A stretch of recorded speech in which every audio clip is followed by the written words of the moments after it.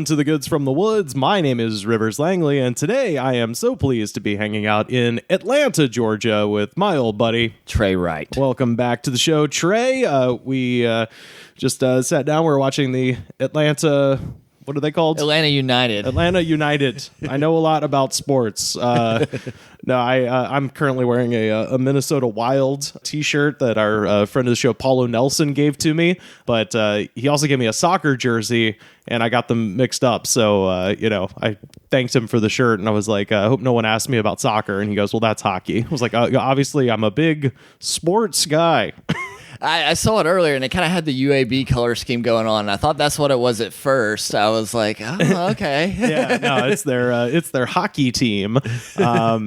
But no, I mean, we gotta start off. But this has been burning a hole in my cup holder all the way up here with our ungodly concoction for the week. And this is one that it was brought to my attention, I believe, on Twitter a couple months ago when they announced this. But today was the first time I actually saw it in the flame, as it were, at a Marathon gas station in in Noonan, Georgia, and that is Mountain Dew Flamin Hot. I love that at the top of on the back it says contains 0% juice. Like that's the first thing it says on the back. Like, fuck you. Yeah. If you think you're getting juice from Mountain Dew, fuck you, dog. Yeah, Flamin Hot, of course, is the brand for the extra hot chips. And for some reason, Mountain Dew was like, well, people already love the Cheetos Flamin Hot, so we might as well make Mountain Dew Flamin Hot.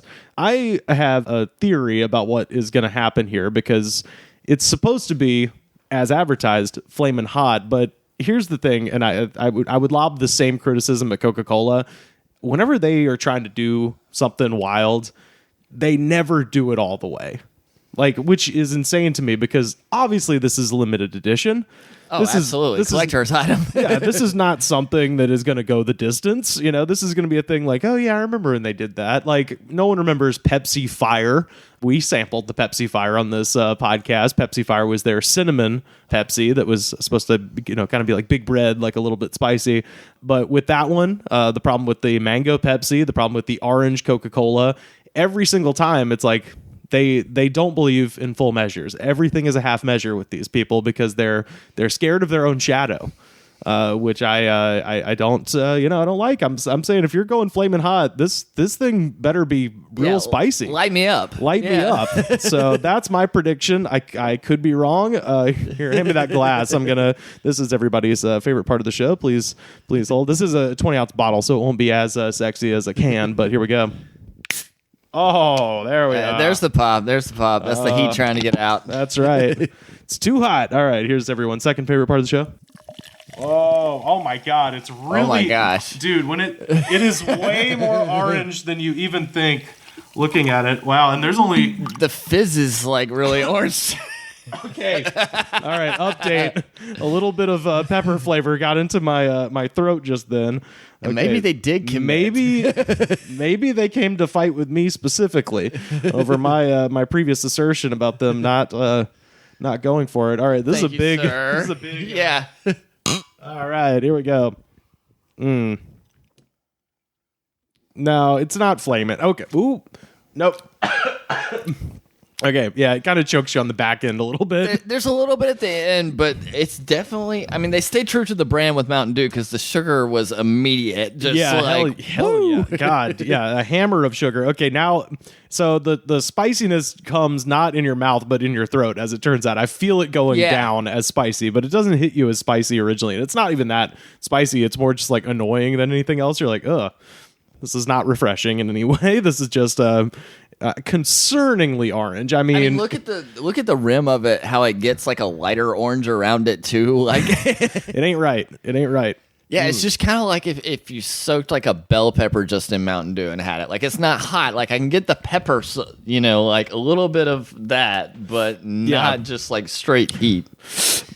And honestly, it doesn't even have much of a flavor beyond the little bit of spiciness you get, it kind of just tastes like a Mountain Dew. Like a flat one. Yeah, like a flat Mountain Dew that somebody squeezed some bell peppers into. But then why is it orange? I guess they make it thematic. There's no juice in it, so they can make it whatever color they want. And so I suppose it's just supposed to be with the theme of being flaming hot. But for some reason, it just tastes like regular Mountain Dew, but the color of it is upsettingly orange. I'm actually gonna take a photo of this and pop it up on our Twitter at The Good Spot so people can see what we're talking about here. Shout out to our friend Paul in the UK keeping track of all of this madness on our big energy drink / ungodly concoction spreadsheet. Trey, what do we give this particular drink? Not flaming hot is my biggest issue. You know? Yeah.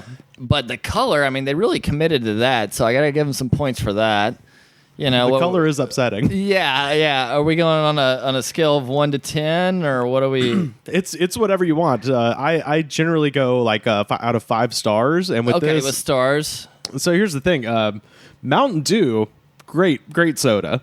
This is basically just a Mountain Dew that's slightly annoying to drink. It's a little bit. Yeah, if we're going 5 stars, I'm going to go with the 3. Yeah, I'm going to go with the 3. That's about where I was. It's not offensive by any means. No. But I kind of was hoping for that. I kind of was hoping it was going to be extremely hot and like what are you supposed to do with this? Yeah, because that's what they did with the color for sure. Yeah. Well, and this claims to have a blast of heat and citrus, and to my tongue, it literally just tastes like Mountain Dew, and that it's a little bit peppery at the end. So yeah, there's no citrus to that. Yeah, I'm gonna say 3.5 stars. So I guess aggregate between the two of us, 3.25. Paul, that's our official ranking for Mountain Dew Flamin' Hot. I think I was right though. I think I said they're not going to go all the way. They're holding back. They're holding their punches here. Cowardly. So I'm going to go ahead and call out Pepsi and say, Pepsi, you're being cowardly. It's going to hit us in like 10 minutes. We're going to be like, our mouth is just going to like burst into flames. Yeah, just immediate. Yeah. Fire on the fire. Fire on the fire. People, let me hear you say fire on the fire. I wanted to share this. This is a good question for you, Trey, and I both grew up in the state of Alabama, so I figured this would be a good thing to toss out and see what you think. At S Miguelino from Twitter had a question: underrated foods from Alabama and the craziest pet you've ever heard about someone having. Ooh, underrated foods from Alabama.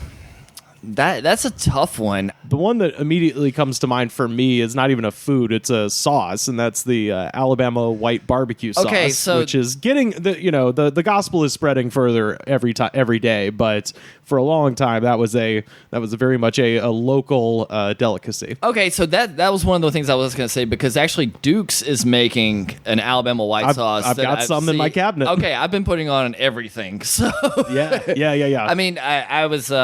I have a friend. We have a mutual friend, Will Hargrove, who's sure from that area of the state. That's and right. very much a barbecue connoisseur. Yep. And he said he had not tried it, but mixed reviews. So I don't know if the purists are enjoying it. Yeah. But I'm from South Alabama, so I feel like, it's kind of passable, Yeah, it's funny because, almost all the stuff I'm thinking of are not even like straight foods, because you do think of things like Duke's mayonnaise, which is made in Alabama, which is, the superior mayo. The best mayo, is Duke's. The other thing that comes to mind, Golden Eagle syrup, made in Alabama, which is, if you're making a pecan pie, you gotta have it. You gotta have that to do it correctly. So just thinking of like actual foods is kind of difficult. Do we have one? I mean, not underrated. I feel like, I think like in food in general, though, in the last 10 years, like Southern food has spread pretty far out. That's true. You know, I feel like, to a hilariously bad degree in Los You're Angeles. In LA, I'm sure like somebody's like, buddy. here's some fried chicken. The fried chicken situation in Los Angeles is dire. Like, you will pay $30 to $40 for chicken that is not even as good as something you would get at a gas station. Yeah, it's like, guys, you gotta not clean the fryer. You gotta let that grease build up. It's like, I don't know what, and this might be sacrilegious to someone listening from Texas, but to my palate, they've really nailed the Texas brisket restaurants in LA have kind of figured that out. I have yet to find a pork shoulder or like a pulled pork situation, which is befuddling because that is so much easier to do than brisket. Like brisket's a thing where you actually have to have an attention span and temperature gauges and things, where it's like pork is like, it seems like an easier task. Yeah, pig's a little bit easier. Mm-hmm. Yeah. But then like being in Georgia, like Georgia barbecue, like the sauce is not my favorite. It's like a sweeter type barbecue sauce. A lot of times, you get like literally some kind of fruit aspect where it's like blueberries peach or some blueberry shit. or something like that. So like the Alabama white sauce, I would say it's on the up though. I wouldn't say it's too underrated, but on the up. Yeah, for sure. Now, as far as pets, I think the weirdest thing I've seen that in my hometown of Dothan, Alabama, we have I guess it's like a landscape sourcing company, like, kind of like it's kind of a nursery, but I don't think they call it that. But they had monkeys out there for years. Oh, Jesus. At this, so, you go, like, pick out your flowers for the spring and say hey to the monkeys. Okay. Like, damn. There was, I think I talked about this on the show in Opelika, which is the town next to where I grew up. They have a place called Monkey Park because they literally had a cage full of monkeys there at one point until, hopefully, I assume somebody came in and was like, hey, not cool. This is not okay. Yeah. And now where the monkey enclosure used to be, they have a statue of two very sad looking monkeys there. In memoriam. In memoriam. I'm like, you could have at least made the statue look happy. Like, I know the monkeys led a miserable, awful life that I wouldn't wish on any of God's creatures, but at least make the statues look happy. So we did a big trip. So I used to live in Montana, but before I moved out there, we did a big road trip out there with a couple of buddies of mine. And so, you're going to Montana, you're like, okay, we're going to see buffalo. And not in Alabama, but in Tennessee, there's a buffalo farm. Yeah. So, those were the first buffalo that we saw on that road trip. And it was so depressing because they were just, this was like in July or something. And these poor animals are just sweating, like they're just out there, just like they were really skinny, and we were just like, oh, this is this is depressing. That's not where they're supposed to be. We're not going to count this one on the board, Yeah, we're going to wait till we see one in the wild that's like semi-healthy. Yeah, if you drive up the Pacific Coast Highway from Los Angeles towards San Francisco, when you get near San Simeon, the Hearst Castle, and you'll think you're seeing shit, but you are seeing zebras because the Hearst Castle, they have just zebras that just wander around in the hills up there. We had a place in Dothan that did that. Coincidentally, that is across from the nursery place. Maybe it's related, but yeah, they had zebra. They definitely had like emus and stuff as well. Like, it was like called Spanish Acres, and it was like it seemed like they were like opening like a tourist trap for people going to the like beach, a petting zoo kind of wildlife safari situation. Yeah, I don't know. Maybe Tiger King situation. I just see that now. Yeah. I know I've told this on the show, but since this is a direct question for weirdest pets, the weirdest pet I've seen a bunch of, when we were in high school, a bunch of friends went to this guy's house to buy mushrooms because he was the guy who sold mushrooms, and the guy with weird pets. Yeah, well, so they were there to buy the mushrooms, and I just was wanting to watch TV, so I just sat down on the couch while everyone else went in his room, and they're buying the mushrooms there, and the house smelled weird. But it didn't, like what a cat smells like, what a dog smells like. It was neither of those. It was just a very distinct but strange unknown funk. And at that point, a fucking deer just wandered in, and this guy had found like a baby fawn when he was picking mushrooms in a field somewhere and brought it home, and now this thing is a deer. I'm sure like everybody that was buying mushrooms were like, oh shit, like do we already take what the fuck? They didn't see it. It was just me. Okay. And I was sitting in the couch. They were in his room with the door closed, so they didn't witness this. I'm just watching, whatever's on TV, and then a deer just wanders in and then begins eating kibble out of a dog bowl in the kitchen, and I'm like, well, that's all right. You don't see that every day. No, you don't. My experience was like when we moved into one of our houses when I lived in Auburn, we toured the house, and the guy that was showing us the house was like, we can't go in this back room, like, and we're like, okay. Oh, we love that. Yeah. Yep. And so it turned out that like the guys like had been like literally like cleaning deer like in a bedroom or something. Oh, God. Like he was like, they ended up redoing, we looked at this months before we wanted to move in, but like there were literally like dead deer carcasses like in this room, and we were just like, so like, how much is rent gonna be? Yeah, it's like, you don't how much do we get to bump off of that? yeah. You don't got a driveway you can do this in, or it anywhere. made zero sense to me why they would do that in their house, because I mean that is a different kind of smell if you've never smelt it before. Yeah, you know, like, yeah, that's the thing that people do outside. Generally, I generally never speaking, understood that, but it definitely happened. Yeah. But yeah, shout out to S. Miguelino for the question. So yeah, once again, the answer for me, white barbecue sauce, which interesting you brought up the fact that they're making it commercially available, which I have it in my cabinet. I still haven't actually busted out the Duke's white barbecue sauce. They also sell Jim and Nick's barbecue sells their white sauce in grocery stores around Alabama too. And I tried the Jim and Nick's one, and it was fine. But truthfully, if people are listening and they want the recipe, hit me up. I've got a good one. It's so not much that hard. It's the easiest sauce to make, and you just put it on the table. It goes really good with pork, obviously, really good with fried chicken, wings, really good to dip wings into if you're doing, if you're watching the big Atlanta United game. You can dip your wings in the Alabama white barbecue sauce. But yeah, I'll give you the recipe. Just hit me up on Twitter and I'll send that over. But yeah, that's my answer for that.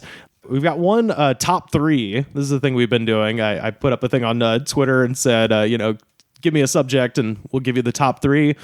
So this is probably a great one for you as well. At Jesse_W, the top 3 southern cities to visit for a long weekend. Are we including New Orleans in this? Yeah. Okay. Yeah, So that's my number 1. Yeah, New Orleans. I mean, it's With a bullet. It's the closest thing to like being in a different country. Yes. You know what I mean? Like it genuinely does not feel like you're in the U.S. if you're in the right area and everything. Like we went down there for a wedding recently, and we went to a bar that I had played at years ago. I used to play in a band, and we went down there and we went to the same bar, and it was definitely a little bit different. It was very clubby. Like they had, it was just people dancing, but it's in this just like abandoned house, and it was like the nicest people ever. They were just like, oh, how's it going? Like we told the bouncer we used to play there. It was like my guitar player from back then.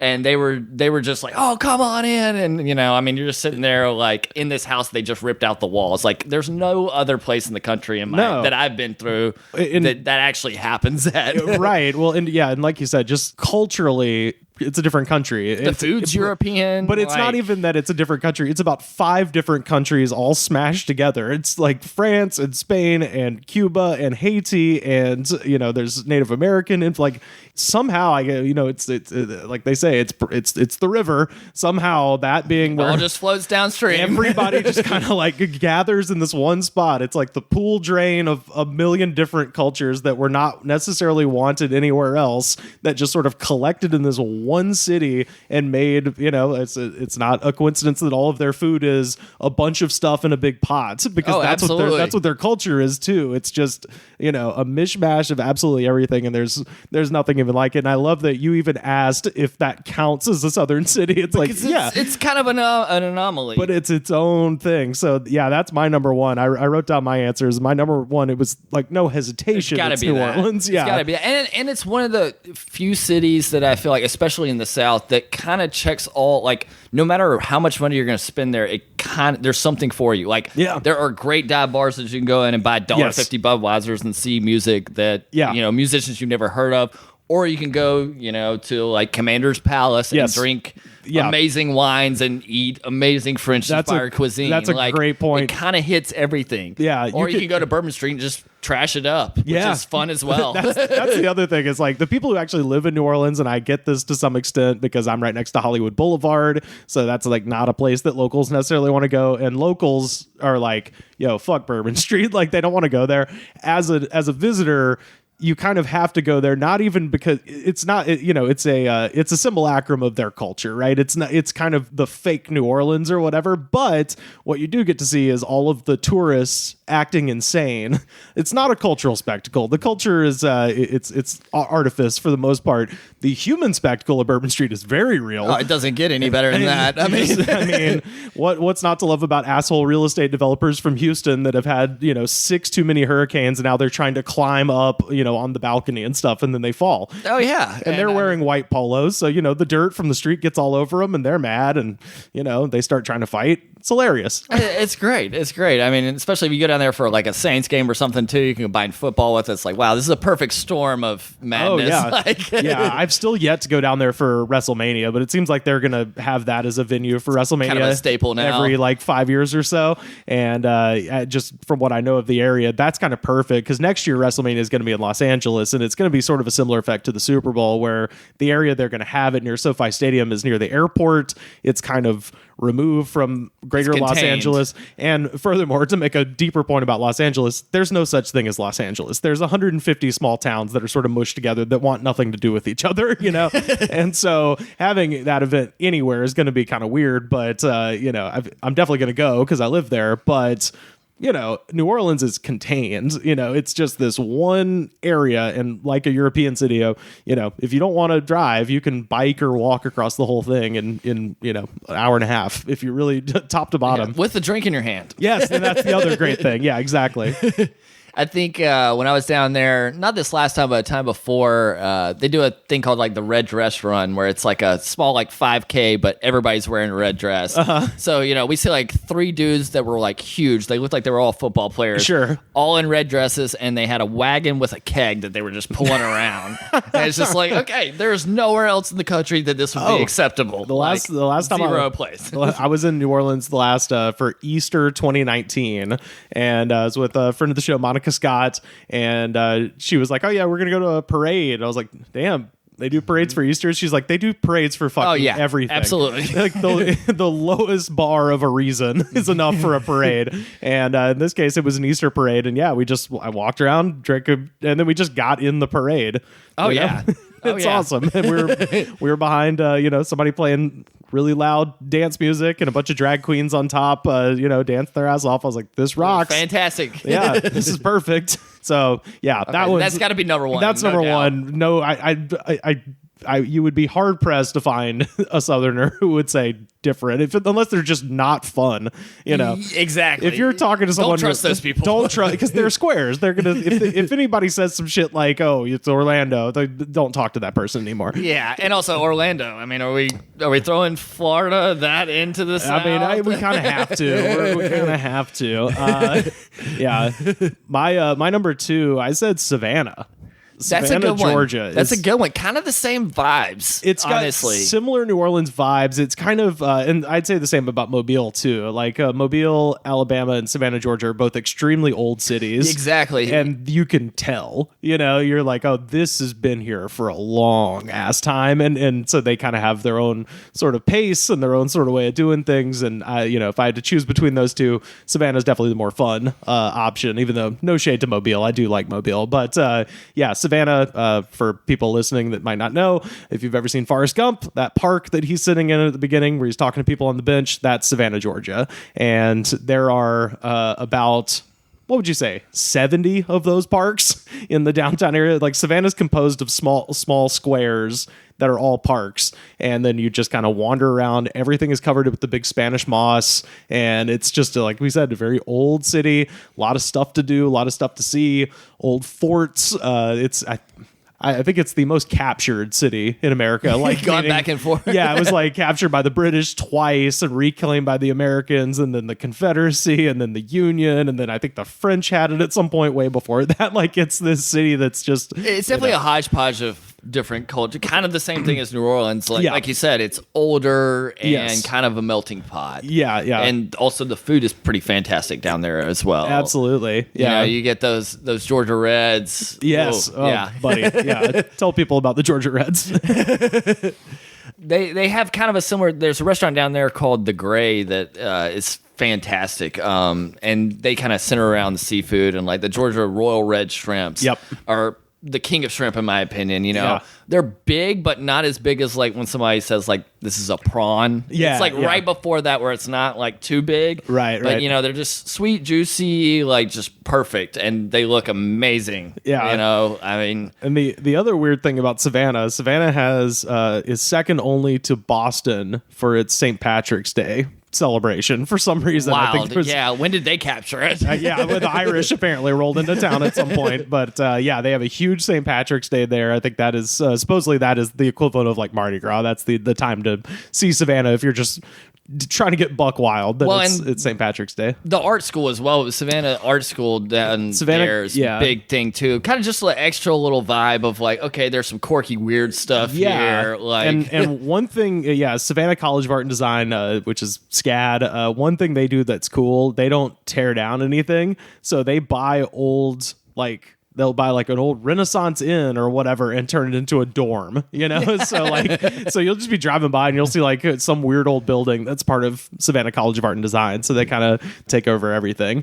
But yeah, that's my number 2. What do you got for number 2? I was going to go number 2. I was going to go Charleston. Oh, very similar vibe to Savannah. I was going to say that's kind of the similar vibe. I feel like Charleston can be a little bit more expensive than Savannah. It's more expensive Savannah. Yeah, pretty much. I mean, it's kind of the difference between like LA and San Diego. Like the vibes are very similar, but there's a slight difference in terms of economics. Yeah, for some reason though, Charleston, they have so many rooftop bars there. And like that was my favorite thing about last time I was there. It was just like, the wind's like whipping and you're up on this, rooftop bar. It's fantastic. Yeah. And I kind of associate both of them together because when I played music, we played a show in Savannah one night and we didn't get done till 3:30 in the morning. And then I had a friend that lived there and we went and hung out and the rest of the band was like, okay, we're going to get a hotel. Yeah.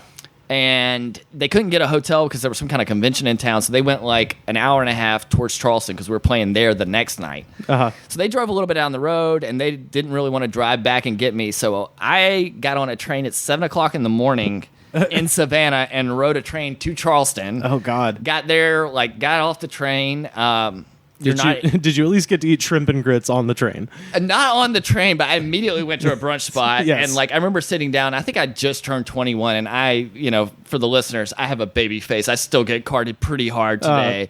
And I walk in and I maybe slept like an hour and a half on the train or something. We've been up late the night before and I'm like, okay, I'll have shrimp and grits and a Budweiser. And she was like, well, I feel like I should card you, but it's a little early for an underage person to be ordering a drink, so right. you're good. Yeah, obviously you have a problem, sir. Yeah. You're too young to have a problem. Yeah, I'm gonna help you out. Like, here's your Budweiser, and stayed there, hung out, stayed at that bar for 3 hours because the band took forever to get there. Right. And they show up and they're like, "Oh, great! The bass player's drunk already," But there was enough time to sober up. We were playing at a sandwich shop. Who cares? Yeah. Low stakes. But number 3, I'm trying to think what would be my number 3. I feel like. I'll tell you mine. My number 3 is Asheville, North Carolina. Okay, yeah, that's pushing the border there. I mean, we count them, I guess. But no, Asheville, and it's largely due to the fact I have a lot of family there, so it's a place I've spent some time. But it's beautiful. It's gorgeous. It's it's right in the middle of the Appalachian Mountains, and it's this very kind of artsy community. So it's very fun to just walk around and, it's a cool city to just be in, but also because it's in the mountains, it's saved from a lot of the intense heat that you get in the South in the summertime, especially. It gets hot in Asheville, but it's not as intense. But Asheville's cool. It also has the Biltmore Estate, which, if you're just really want to just walk around and hate rich people from the robber baron from the Gilded Age, boy, it's right there. Yeah, it's Cornelius Vanderbilt's country estate, which for the listeners, if you don't know it, if you've ever seen the Macaulay Culkin movie Richie Rich, it's Richie Rich's house. That is classic film. That's the Biltmore Estate. Yeah, so that's there. When I was a child, I was just hyped because it was. Where's the McDonald's? I was like, yeah, it's Richie Rich's house. Maybe I don't give a shit about a railroad tycoon. I'm gonna see where Richie Rich lives. But so those are my top 3: New Orleans, Savannah, and Asheville, North Carolina. Yeah, for my third one, I don't know, Waverly, I feel like, you talked about it. I feel like that's not going to be an average tourist destination, but I would say that as far as Alabama is concerned, if you go there for the boogie or a really good show, it's the best of Alabama. Yes. You know, it is what I think of Alabama and what I would like to think Alabama can be. Yes. Yeah, no, that's perfectly put. Yeah, Waverly, Alabama is about 10 miles north of my hometown of Auburn. And shout out to Scott Peak and all the people at Standard Deluxe. They run concerts out of there. And then I was just home this past weekend hosting the Waverly Boogie, which, as I've said many times, if I was going to bring just a regular person that had never been to Alabama to my home state for any reason to see something, it would be that weekend. And just, take them out to Standard Deluxe, get to meet all the cool people, see a lot of great bands. Shout out to our Canadian listeners. This is the weekend that I found out about the Sheepdogs, which is a band that they've been hugely famous in Canada forever, and no one in America, maybe not no one, but fewer people in America know who they are. So I was like, I was like blown away. And they seemed like they had just stepped out of a time machine from like 1971. Like they had fantastic. the Dickie Betts dueling like guitar tone, like just they were unbelievable. So you get to see stuff like that. Scott books. He's had no whiffs. He's had no strikes. Just every, you go to the Boogie, usually you've maybe heard of 2 of the bands on the lineup, and then by the end of the weekend, you're like, well, I have 6 new favorite bands now. Exactly, yeah. I mean, I remember, you might remember the band, but there was one time when we went out there and there was like this all-girl surf rock band from California. Bonbons. And they just they just heard about the venue and just wanted to play down there. They were okay, we're going to come tour the South, and this is kind of, that might have been where they started the tour. Yeah, they were called the Bonbons. Yeah. And it was just fantastic that somebody, could really, anybody can appreciate this place, in my opinion. And I think that largely goes for a lot of what is cool in the South. Is the question is southern cities to visit for a long weekend. The truth is the South is a lot more spread out than a lot of places in terms of cultural centers, but in between there are little cool places like Waverly, Alabama, places like Hattiesburg, Mississippi. There's just these little towns that you wouldn't necessarily know about, but if you're kind of in the loop, you're like, oh, there's a really cool little scene. Huntsville, although I guess Huntsville actually just passed Birmingham. I think they're the biggest city in Alabama now, but Huntsville's a close, more to the question, I would say in Alabama, Huntsville might be more where I would go if you were for a long weekend. For a long weekend, just any regular weekend, but if you're going to time it correctly, go to Waverly. Right, yeah, there you go. Take me home to the place where I first saw the light. To that sweet sunny South, take me home, where the mockingbirds sing me to sleep every night. Oh, why was I tempted to roam? So I wanted to share this with you. Trey, I know you are in the middle of planning a wedding with your lovely partner, Emily. And that's correct. So this is a story about a wedding. All right. So maybe this will give you some ideas of what to do or perhaps what not to do. Perhaps what not to do. As I've said many times before, I always try to find these stories. If I can find the story, and then if they've been writing about it in the UK, I like to go with the UK paper because they are way funnier in the way they write things. So this is from the dailymail.uk. On February 19th, 38-year-old Miranda Cady attended a wedding as a guest of the bride, Danya Shea Glennie. The picturesque outdoor ceremony took place in a gated community in Longwood, Florida, a suburb of Orlando. Videos of the event show Glennie crying at the altar and guests cheering with glee after she and her partner were officially pronounced husband and wife. That's great. Yeah. Congratulations. Guests watched in awe as the bride, clad in a lovely white lace dress with a floor-length veil, walked down the outdoor aisle. The teary ceremony was briefly interrupted by a tender moment when a child ran to the altar to hug the groom. Aww. This is beautiful. The guests were then served a feast of bread with olive oil and a choice of 2 different pastas, cheese tortellini and lasagna. Those feelings gave way to confusion, terror, and stupor after the nearly 70 guests, including elderly couples on medication, were served bread, pasta, and dessert laced with marijuana.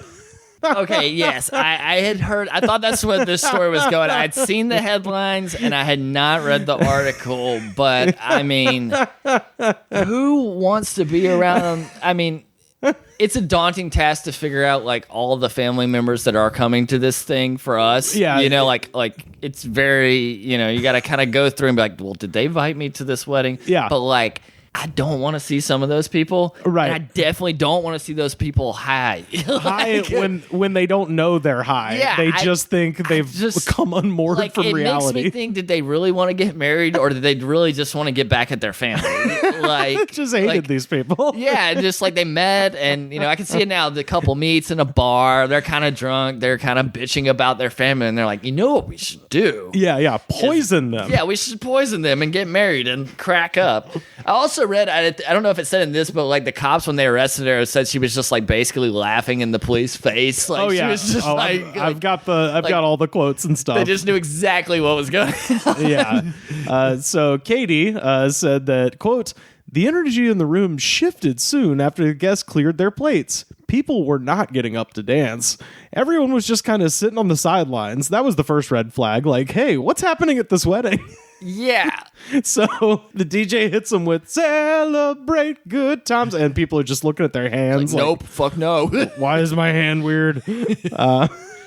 Quote, around that time we started looking around and everyone's giggling. Someone had said, are we stoned? I think we're out of our minds. Man, it's hard to find a caterer. I don't know how they. Oh, we're going to get to the caterer. The caterer is my favorite part of this whole story. Okay, yeah, I'll let you go with that. Amazing. I just, like you were saying, it's like kind of perfect where it's like, we're going to set up this elaborate ceremony, like planning a wedding. It's hopefully you have to do it once in your life, but it's a very stressful process. And then they're like, hey, why don't we throw a huge crazy curveball into this thing we planned for 6 months? You know? Yeah, and that's the thing too. It's like there's so like this is an expensive prank. Very expensive. Yes, yeah. Quote, it all hit everyone pretty instantaneously, Katie told the Daily Mail. We were all fine, and then all of a sudden we were not. So yeah. One scared guest asked best man Matthew Civadoba what was going on, but Matthew, who works for the Department of Justice, was completely incoherent and could not answer the question.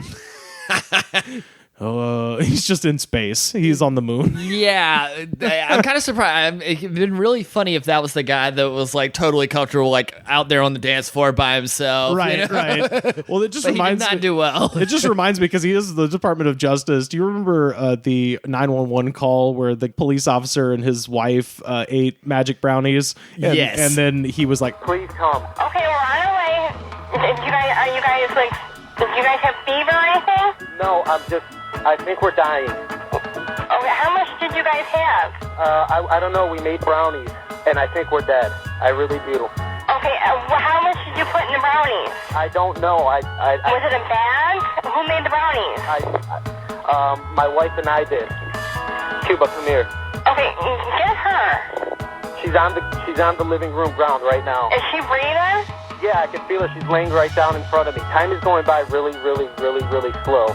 we took pot. Now we're dying. We're dying. And he's on the phone with 911, and the 911 person is like, okay, you should probably stop talking.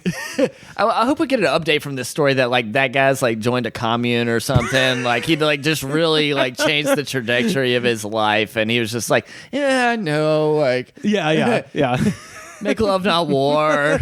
Yeah. I'm gonna drop out. Yeah. I'm not a cop anymore because I just got a jaboo. One woman took her mom inside the clubhouse for a glass of water, according to an arrest warrant. A kitchen staff member said they didn't have any water, but asked if her stomach was bothering her. When the daughter said that it was, the staffer replied, well, there is cannabis in the food. And so that's how they told on themselves. Like, they brought this old lady who's just freaking out into the kitchen. He's like, oh yeah, dude, we put weed in all the food, man. Man, like, Isn't it cool? so I've worked at restaurants for years. That's why I but thought to you'd be do the perfect something- person. You're getting married and you're a restaurant vet. So to the coordination that this requires, like in my opinion, like first of all, like all right, so somebody comes to you, I guess, and to the caterer owner and says, I want to dose my whole family for this wedding. Well, so we're gonna kind of get into it. I think she is the bride and the caterer are the two people that get arrested at the end of this story, and it's kind of the bride is basically like saying the caterer told her that she was putting weed in the food, and she was like, "That's a funny joke." That's her defense of this, which I'm like, to your point, you're like, isn't the weed costs though? Like that's a huge amount of money. She got billed for this weed. Like, yeah, I mean, like, so we're not doing, well, for a couple reasons, we're not doing liquor at our wedding. One is expensive, right? And two, like, I know my friends, and an open liquor bar, well, that's not going to be ideal, to tell you the truth, you know? Right. Somebody will be done by like 9 o'clock, and I'll have to deal with it, and I don't want to deal with that. Yeah, beer's easier. You don't have to make cocktails. You don't have to really, the bartender just has to hand you whatever kind of beer you like. Be a real alcoholic and bring a flask if you need to. There you go. You know? Yeah, like, that's why they make them. They go great in a tuxedo pocket. That classy little silver one that you got as a gift, this is the time to use it. Yeah. Bring that. The one with your grandpa's initials. But like cost-wise, I mean, you're thinking, okay, so let's try to figure this out. If you're doing... say there's 100 people at this wedding. How many, did it say how many? It did. I think it was like 70. 70 people. It was a pretty, I mean, a medium to large size wedding. Okay, right? so say you need like, what do you think? Like probably a gram a person of weed. You know? Well, considering what they put it in, because apparently most of the people didn't actually get the weed that was in the food because they were too high from the olive oil. They put it in the olive oil. So like people were doing hors d'oeuvres and they were dipping their French bread into this quote unquote herb olive oil, and then that sent most people to the moon. You know, so exactly, and then they kept eating them. But it was in the pasta. It was like in the food. That's too. so much money. But also, I would love to have the opportunity to like if we were, because like right now we're doing it through a company that it's kind of like full service. Like you pick out the food and you pick out the decorations is like these different packages. Right. So like for the food, there was like a Southern buffet package. The beverage, there was like wine and beer or like high-end cocktails. Like, where's the fucking like weed package? Yeah. Did they say the motivation of this guy? So he just... So right here. So after she snacked on the bread and oil, Katie, quote, felt stoned, and then the bride told her that there was marijuana in the food, acting like Katie should have been excited as though she were being given a gift. So according to her friend, the bride was like, aren't you stoked? There's weed in the food. Yeah, like, you should be saying thank you. Which is not what she's saying now. Now she is saying the caterer put the weed in the food, and she was surprised by this, but her own friend that she invited is like, nah, bitch, you fucking told me, and you seemed stoked about it. Katie told police that she, quote, felt like her heart was going to stop, and she had to go lay down in her car, where she sent a text to herself so that if she died in the car, someone would know what happened to her. I just love her. Dearest mother, I've been poisoned by the devil's lettuce and the pasta primavera. don't cry for me. I've had a good life. But I've taken a vacation of my senses. Like you said, that's a lot of weed, though, still. Even in the olive oil, like, I mean, you're talking about, like a pound or something, like... So... Katie says that she was so intoxicated she couldn't even use her phone to order an Uber, and instead she just, as we said, slept in her car. She just got in her car and was like, no. One woman told police that she felt numb, helpless, and her mind was playing strange things in her head. She believed that her son-in-law had died and her family was just not telling her. Jesus. So some lady was just like, my son-in-law is dead, and none of these people are talking about it. And they're like, Granny, he's fine. It's Here okay. he is. We're on FaceTime with him. No, you're lying. She also described, quote, seeing the side of a house. I mean, maybe she did. I think she was just staring at the side of the house. She was later taken to a hospital where, according to the affidavit, she became loud and unruly and had to be given something to calm down. So they got this lady here, and she's like, my son! And they just stabbed her in the neck with Thorazine. Like, all right, lady, go down. So the other side of it for me, like we're planning a wedding and like all this would be crazy, but the restaurant person side of me is like, if like everybody at the wedding guest-wise was that fucked up, imagine how the kitchen staff was. Yeah. I mean, like, because they're usually a couple of steps ahead of you fucked up while you're at a restaurant. Yeah, and this is a catering gig, which is kind of already, you're going to get more fucked up at that. Right. And now there's weed in the food. It's a weed. Yeah, you've added that element. So at least 8 people were taken to the hospital, according to Seminole County Sheriff's Office. The 42-year-old bride and the caterer, Joycelyn Bryant, who is 31 years old, have been charged with delivering marijuana, tampering with the guest's food, and misdemeanor culpable negligence after guests fell ill from the drug dinner. One woman told police that she saw Bryant, the caterer, removing a quote-unquote green substance from a punch bowl, putting it into ramekins, and then mixing it with the olive oil. So they had a punch bowl full of weed. Yeah. So by the time police arrived, employees of Bryant's catering services, Joycelyn's Southern Kitchen, were running to their cars and fleeing from the venue. So just picture the scene. A beautiful wedding at a country club in Florida. The cops are rolling up. There's guests just wandering around, tripping the light fantastic in the yard. And then the catering staff is running to their cars to get away from this. I also wish that the article would have told us like the one guy that was like having a good time, was like, I don't know, man. Like I got laid that night. Hadn't got laid in like 2 years. There was a quote in this article where it said something to the effect of like, even regular recreational cannabis users at the wedding described the feeling as being hit by a truck. So like even people who smoke weed regularly were like, that was fucked, dude. That was fucked what you did to us. Because that honestly makes me wonder if it was like that Delta H or Delta A, like that's those weird derivatives. Like that's a very Florida thing too, I feel like. Sure, yeah. Like, because it's not legal, so it's like some, weird shit, Yeah, it's like a little too processed. It's like, I don't know exactly what you're doing to this, but it's different than, just smoking some grass. Right. Well, and plus, I'm not a weed person, but the one thing I do know, THC is fat soluble, so you're putting that shit in olive oil. Yeah. So you're making it more potent. Oh, yeah. Yeah, this, you're bringing out absolutely every bit of that chemical. Mainlined. Yeah. And just imagine Granny just, this olive oil is fantastic. So all the staff is fleeing. The catering service, Joycelyn's Southern Kitchen, this is from their website. Joycelyn Bryant is described as a holistic chef. No shit. Yeah. And the website boasts that the business, quote, creates high-quality, transformative dining experiences designed to elevate the body and atmosphere of all who partake. That's what I was wondering, like, if his food, like, the rest of, like, he started with the olive oil, but, like, the rest of the food sucks, so he's like, I need an edge to make this work. No, this is a lady. This is Joycelyn. Yeah, so this is a lady who's in charge of this thing, and she... The phrase holistic chef should throw up a red flag. Give a holistic chef a try. Step into their restaurant, eat whatever is on the menu. You don't hire them to cater the wedding when they describe themselves as elevating bodies and atmosphere of all who partake in their food. Yeah, she probably thought she was getting hired to do this.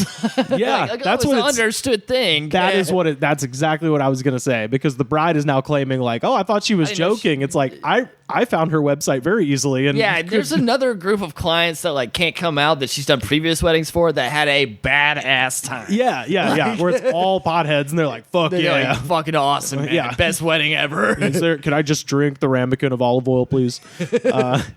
So eating the rice at the end, like they're throwing the rice out and somebody's just picking it off the ground, eating it. Her website says, Joycelyn's Southern Kitchen is an energy center. We are at the heart of the home, and we act as a laboratory, a classroom, a communal space, and so much more. Okay, if I get married, I do not want my caterer to describe what they do as a laboratory. No. I want something proven, No. Chicken, rice, salad, normal things, proven. No, I'm not trying to give somebody experience. They say experimental. No, that's like the last thing you want for a wedding. Like, for a wedding, I'll eat a bunch of weird shit, but I do know that like my cousins from bumfuck Florida, will not enjoy that. Yes, much less if it has fucking weed in it. Right? Yeah, exactly. That's the thing. Is like no matter who you are, if you're getting married, you're gonna have some basic ass bitches. The staples. There's gonna be basic people that they just get them the herb encrusted chicken and the goddamn macaroni and cheese, whatever. Fish or chicken. Yeah, I love. And then the last sentence. This is again from the website. Let your mind expand into the possibilities of what can be birthed at the JSK Catering Company. It's like, dude, that was it. They were just trying to be sneaky. Yeah. Like, again, by all means, go to this restaurant if that's your thing. To hire someone describing that you should expand your mind with wedding food is wild. No mind expansions at weddings. Just need to fill stomachs so people don't, get sick from drinking too much. Exactly. Literally, it's alcohol padding. Yeah, absolutely. Yeah, if you're doing the wedding right. Also, I should add that on another section of the website, she is selling a hand sanitizer. This caterer. I bet she's sold out. No. Aura Sani was created with organic essential oils out of an intention of pure self-satisfaction during a time in which supplies were running low. So this lady just made her own hand sanitizer, which I don't know much, but essential oils, is that going to kill the COVID? I don't know. Maybe in Florida. Yeah. In Florida, they don't give a shit.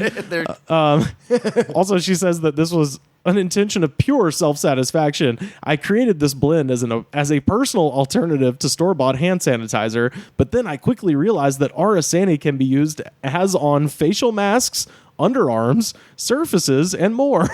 Underarms? I have a feeling. So we had I was working at a retail wine shop when the pandemic first started. Yeah. And we ran out of hand sanitizer. So we ended up with this. It was like a distillery that was they transferred from making whatever liquor they were making to hand sanitizer.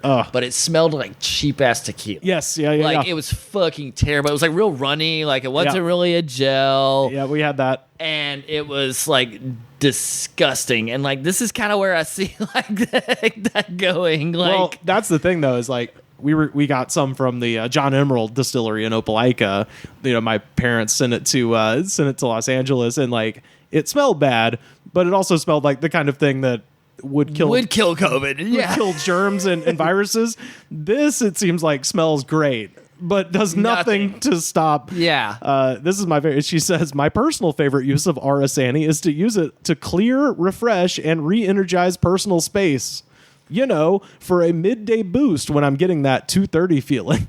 So she's saying that she likes to just spray it in front of her face and go, yeah. Well, and the legit stuff, from the distillery stuff, can you, she said armpits. If I put that stuff on my armpits, I would immediately need a shower. Yeah. Burn the hair off your arms.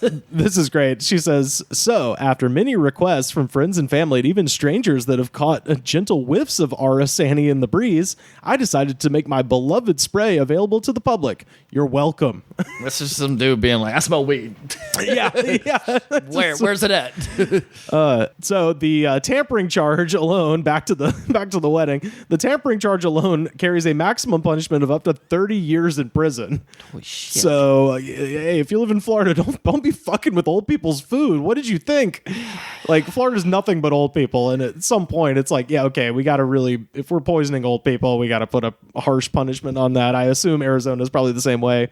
The bride and caterer turned themselves in, and they have since been released and are scheduled for an arraignment on June 7th. Man, I can't wait to see what lawyer they hire. It's going to be great. Oh, yeah. Oh, and it's Florida, so we got the Sunshine Law. We'll get to see all of it in real time. Broadcast that shit. It's, like I said, I have the feeling that this person, they just completely ignored this website, because if you'd just taken one look at this, you'd be like, I wish you all the best. You are not the right choice for a normal wedding. Yeah, I'll hire you for a different party, but not my fucking wedding. Right. Yeah. Because you don't assume drugs with that, but you assume a certain level of woo-woo, where you're okay, let's just go with a safe bet. Okay, also anybody that's saying that too, I feel like if the food didn't say it was vegan or you know what I mean? That only, if they didn't say the other stuff, it could only mean drugs. Yeah, exactly. And we're really trying to hint at that. Right. And it didn't really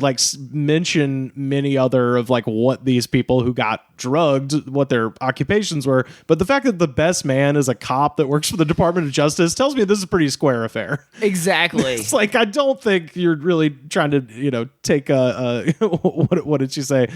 Expanding the possibilities of what can be birthed. Birthed. What a weird birth. Such a weird.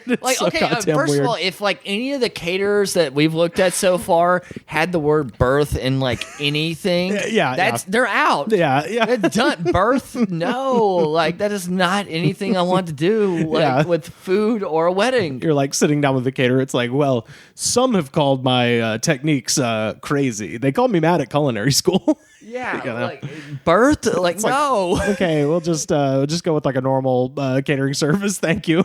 Yeah, like I appreciate it. Maybe we'll hire you for a different party. But Yeah. Also, this goddamn Florida. How many catering services are there? Like everyone goes to Florida to get married. right. Seems like you'd have options in Orlando. Yeah, there was one guy who I didn't read it in the article, but I saw it where there was one guy who came down there from, I think it was from like Michigan, and since it was in Orlando, he was like, "Oh, we'll do a twofer. We'll go to this wedding, and I'll take my kids to Disney World." And apparently, he was just in his room, like crawling up the walls for the whole weekend. Like it just fucking laid him out. So I mean, nobody died, so it's fun to laugh. But yeah, what a horrifying curveball to throw your wedding guest. Go back to Michigan. Yeah. How was Florida? You don't want to know. Marry me, sweet thing, won't you marry me? Your mama thinks I've been anything she's ever seen. Well, this old town's alright with me. There's nowhere I'd rather be.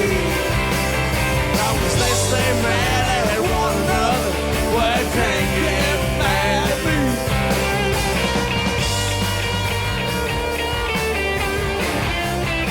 me. This is from CBSDFW.com out of Dallas, Fort Worth. Dallas police arrested Victor Shavers, 43, for allegedly beating his roommate with a stick after a peculiar argument.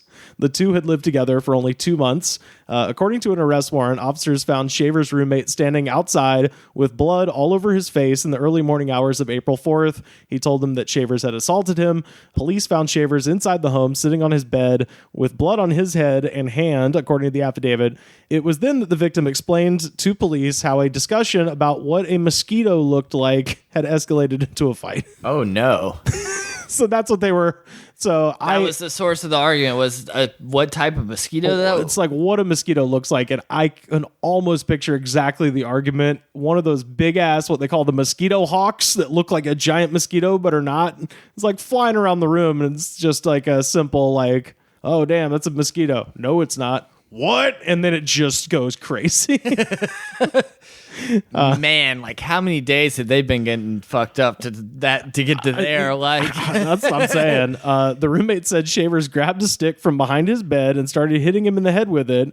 The roommate then grabbed a metal bat from his closet and hit Shavers multiple times in the head himself. So this is now spy versus spy. They both got hammers and they're just going. Where in you said this was in Texas? This is in Dallas. Yeah, Dallas. Yeah. Yep. That's a weird part of the country as well. Oh, man. So the guy required multiple stitches. Shavers had a cut on the back of his head and possibly broken hand, the affidavit said. Shavers admitted that he hit the roommate first, according to the affidavit, and he was charged with aggravated assault and family violence. So I can't believe nobody was like, no, I wasn't hitting him. I was trying to hit the mosquito and he had a mosquito on his face. I just hit it with a baseball bat. Yeah. But that leads me into this question.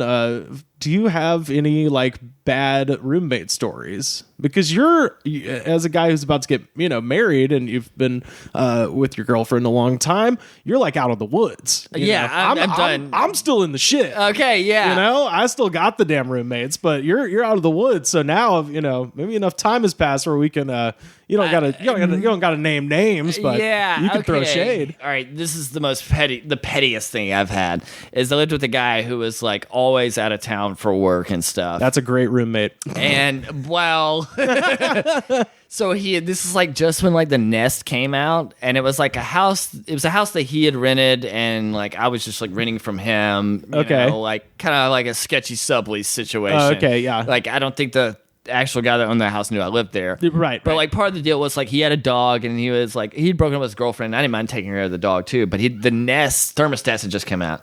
And so like on his phone, like if like it tells you the outside temperature and the inside temperature. So if for some reason like it was like hotter outside and like I was still running the heat or something, like he would like reset it from his phone. So like you'd be sitting there and the fucking air would change. Yeah. And he's like controlling it. He's like, you're wasting power. And I'm like, oh God, dude, like I'm just keeping the house comfortable, like, or like not even there, like, you know, you leave the house, like, and I'm not trying to burn up power or anything, but like, dude, this is fucked up. Like, you're in California right now. Yeah, and I'm in Georgia. And it's fucking hot here, so yeah, I got the air down like real low right now. That was probably like the weirdest and like most like controlling, violating, strange. Yeah, very odd. Yeah, very odd. And then like he would come back into town and trash the place and like leave it. And just be like, oh, because like it would be like when the tour would come through town, right. And so he'd have like everybody from the, like, he was working in music business, and, like, have all these people like come through, and they'd have like a party at the house, and then he'd just leave, and I'd be like, what the fuck? So I guess I'm cleaning up all this bullshit. Yeah. That would be the worst, honestly. Is that the worst? That's the worst one. yeah. It was just like creepy that, like, you know, like it makes you look around and be like, does he have a camera in here too? Yeah. What other Nest products does he have stashed around in this area? Oh man. Yeah, it kind of just got me thinking about, and I've probably talked about this place on the show before. I didn't actually live here, but I was there all the time. It was a house where a bunch of my friends lived in Auburn that we referred to as the Funk House, which when they first moved in, the funk element of it was like funky, fun. It's the Funk House. And by the time they moved out, it became a self-fulfilling prophecy that this house had the most disgusting smell. It's a disease. It was like the word. Did you ever hang out at the Funk House? I was about to say, I don't know where. It was on DeBartoleben in Auburn. It was across the street from. Yeah. So we have several friends that lived there. Yes. The first night when they moved in, a friend of ours was about to relocate to this place. He ended up not even moving in. He went to Colorado or something, but his room was empty, and my friend Richard and I were standing there, and the ceilings were like, you know, I think Richard's probably slightly taller than I am. He's probably 6'2" or so, and I'm 6 even, but the ceilings were like inches above our heads, and Richard just went, wow, the ceiling's really low, and he kind of like stood up on his toes, and his head went through the ceiling. Just barely like touched it. No resistance. It was like a Japanese tea house. It was made of paper. Just like went right through the ceiling. I'm like, and it slowly just devolved into this. And I was reminded recently, I was talking to a friend of mine, and all the people that lived in this house worked at a now defunct pizza restaurant called Brick Oven Pizza Company. And for some reason, the guy who owned Brick Oven allowed the employees to have the Christmas party instead of renting out a venue. They were just like, oh, we can do it at the Funk House, man. Oh God. And so he paid all this money to have, speaking of catering, like all this food brought in to the most disgusting house in town. Yeah, like caterers like, this is the weirdest job. And you know, obviously all the employees showed up there, but also I didn't work there. Me and all the people that just normally hung out there were there as well. I remember the guy who owned the pizza restaurant just walking in and looking around with just abject horror on his face. Like, no idea what did I pay for? Like, this is because there were people there just drinking booze that he didn't recognize, and these are his employees. He's like, look at that olive oil over there. Who the fuck is that guy doing a keg stand on my keg? You know, it's just. I feel like for some reason in Auburn, employee parties is a very interesting dynamic. Like, there's that, and then of course the Mellow Mushroom. I don't know if you ever went to those Christmas parties. Oh yeah, I worked at Mellow Mushroom. Yeah. Oh yeah, that's right. Okay, Mellow Mushroom Christmas parties. Like, from what I remember, it was basically like if you worked in the service industry downtown, like each employee could bring like 2 or 3 people. Yeah, so it ended up being everyone that worked downtown. Everybody downtown. Yeah. Yes, and like it was open bar like for a bunch of college restaurant people. Like that is a alcoholic. Oh, and Top Shelf too. Tornado. Oh yeah, I remember sitting out at the bar. Was good. They did. What's the place that does out in Waverly? The cater Wilton's. Oh, Wilton's Catering. Last time I went, they had Wilton's. And it was like unbelievably good. When I worked there, we actually had to go pick up Chinese food. So he ordered like $500 worth of Chinese food from Mandarin House, and we went and picked it up. And Greg, the guy who owned Mellow Mushroom, R.I.P., but Greg ordered like $500 or whatever it was worth of Chinese food, and he hadn't even paid for it. So I go out there with my friend Kevin Blicker, who we just had on the radio show a couple months ago. we go out there to pick it up, and the owner of the Mandarin House was like, "Oh, did Greg send you with a check?" And we're like, no. And then, but this is a testament to the man. He goes, he's like, "Oh, Greg's cool. Don't worry about it." Yeah, he's gonna get that. We walked out of this place with like $500 worth of food. Yeah, that was No probably like problem. their order for like a whole like food. Like they were wiped out for the rest of the weekend, probably. Yeah. Yeah, they could just close at that point. And the other memory I have of the Funk House was a rat froze in the pipes and then floated up into the toilets. My friend Connor was didn't want to touch it, obviously. Well, yeah. And he goes in the bathroom, discovers the rat, and comes back downstairs. Connor's from Ireland, and he just goes, "Oh, there's a fucking rat in my toilet." And he goes, and we're like, "Ooh, gross. Did you take it out?" He's like, I ain't touching the fucker. And so he ended up paying a friend of mine $10 to remove the rat because times were tough, Daddy. He would take that. He was like, $10. All right, I'll dispose of the rat. And then the other thing, 2 different people fell off the fucking roof of that place. Jesus. Yeah, my friend fell off the roof and she tried to grab something on the way down. And fortunately, there were like 3 wires that she could have grabbed. And fortunately, she grabbed the cable and probably didn't work. Took out the cable on the way down. Yeah, not the hot one. Yeah, she didn't touch the electrical wire, which would have been way worse if she'd done that. But somehow she grabbed a wire on the way down, and it just happened to be the cable, which didn't work for like a month after that, because why would you bother fixing such a thing? And then also my friend Sam, he didn't fall off the roof. He fell off of the top porch and fell about 15 feet down and landed directly on his back. And we went, "Sam, move your feet." And he started moving his feet, and then we laughed at him because we're like, well, he's not paralyzed. Game he's just on. an idiot. Yeah. So that's what got me thinking about it. I'm like, if anyone's going to have a knockdown drag out fight over the shape of a mosquito, it would probably have been there. Yeah, that's very Texas and very specific argument, I feel like. Or very Dallas. We won't say Texas. We won't blame that on everyone. Yeah. No me moleste mosquito, no me moleste mosquito, no me moleste mosquito, why don't you go home? No me moleste mosquito, let me eat my tamalito. No me moleste mosquito, why don't you go home? Well, Trey, we've got time for just one more segment. And of course, it is time for our jam of the week. Oh, and you can hear it now. This is as Georgia as it gets. This is Gnarls Barkley and their song Crazy. Oh, yeah. Speaking of the mid-2000s, It was everywhere. You could hear it absolutely coming out of every apartment in the town for like months and months. What's your memory of this song? You've played in many bands. Did you have to cover this one? It seems like... No, look, okay. I think the only thing I remember about like playing in the band and this being is like it playing over the loudspeaker as like the house music in Athens one time. Yep. And I think we were there on like a game weekend, and I was like, this is what we're about to do is not going to go over well. Like, because the people were in the crowd were into it, and we were just like, oh man, we're about to let these people down. Like, they're going to leave. Like, and it wasn't as bad as I thought, because everybody was just drunk enough to do whatever to whatever. Right. But I remember thinking, I was like, oh man, like, this is not going to go well, because we were, like this electronic instrumental band, and I was like, oh man, this is not going to go over well.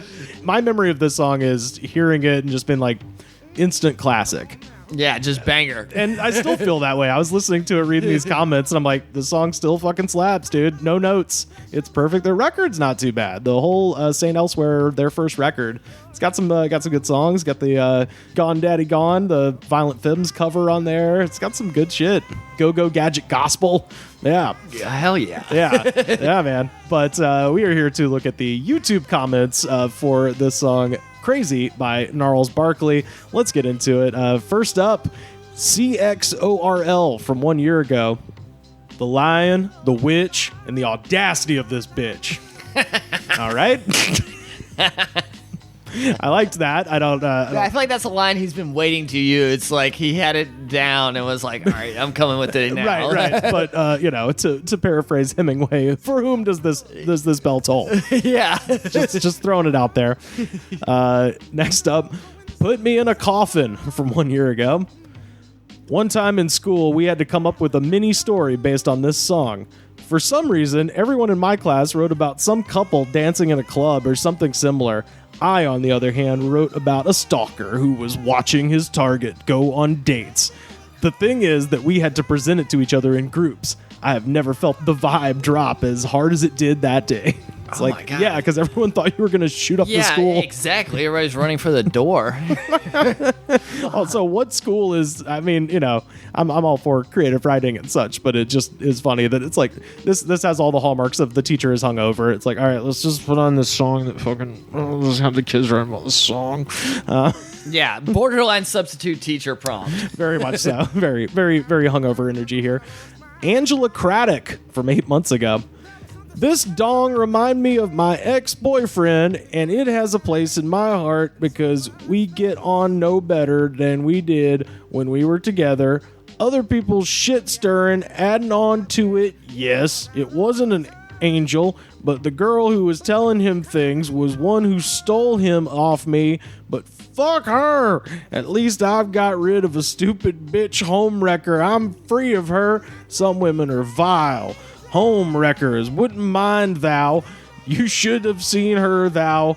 Her personality wasn't the best. A liar and a big one at that. That's hard. No punctuation in I was about to that. say, that's one thing, right? Just that's not stream even- of thought. That's not even a one sentence. There's no period. That's just words. Yeah, just a and apparently, like series of multiple words. times. I'm assuming she meant though when she wrote thou. Yeah. And she did it how many times? Like 4 or 5 times. Yeah, a couple in of row. times. It's like, wow, you really. I do love just somebody going, you know, thou shalt not rise against me. Like, you know, I Thou always, shalt not fuck my boyfriend. yeah. these are the 10 Commandments of Angela. That's kind of what I expect from somebody's YouTube name, that it like their handle is their whole Is name. their real ass name. Like, yeah. Yeah. This one equally confusing. Sarah Beth from 3 years ago. I read somewhere that once you've seen someone naked, you own half their shit. And this annoys me greatly because now I can't get divorced. And who decided to make me a mail order bride? I never agreed to any of this. And neither did my boyfriend or my husband. Probably. And berserk people are not my owners. Do I look like a pet? I don't even wear leashes usually. Ha ha ha ha. Long story short, why is this song back in rotation on the regular? They don't have to make a bad bitch Barbies play with the inflatable asses and shiz nowadays. I swear, I'm a proverbial toddler, kicking my mother in the shins from the booster seat at a Golden Corral. Whoa. There's a lot to unpack. There's a lot there, and it's one of those where, it's abstract. Like, I see the mood of it, but the words don't necessarily make sense. Yeah, there's a lot to, like, are you, at first I was like, are you being held hostage? Yeah, Or yeah. like, I love that phrase. I read somewhere that once you've seen someone naked, you own half their shit, and you're like, what the fuck are you reading? I think you have to marry them. I don't think it's just casual encounters entitle you to anything. Yeah, that sounds like from like a cult handbook for sure, or something. Yeah, like, you know?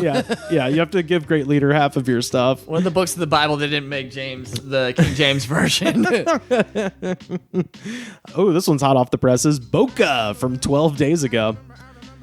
Asking a girl to marry me through a letter because it's the only way that she's allowed to communicate. God. I got her reply. She told me that I need to start living in the now, and I guess that's a no from her. Girls, it's a yes-no answer. It's not too complicated. Oh well, it was fun while it lasted. I have never met her in person because she is in prison, but I went ahead and on February 22nd, 2022, bought her a diamond at Tiffany's. Dumb me. I'm not living in the present, I guess.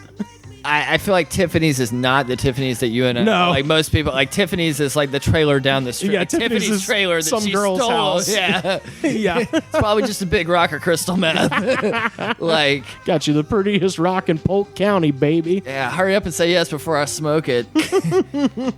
God. At first when he said, like, that's the only way I can communicate, I thought it was like a, like, stalker situation. Like I'm not allowed to like see her in person, but like for some reason there's a loophole in a restraining order that I can mail her shit. Right. I've mailed her 100 letters, and I'm sure this one will go in the basket too. But one of these days she'll read one. Yeah, and then he gets denied by like somebody in prison. Like, ouch. like, nah, I'd rather just be in jail or. Like, I like to keep my options open. Yeah, I'd like to see other people. Yeah.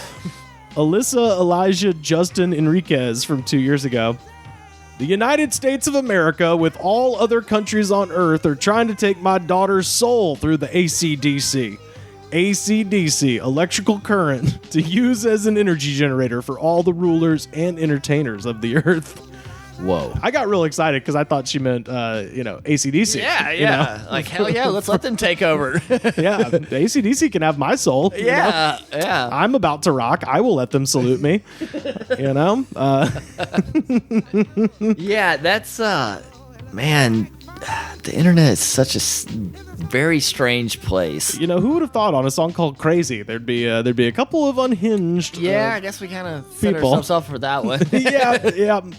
So here's another one. Again, way too much information. Monique Covington from 3 months ago. Chris was not a relationship.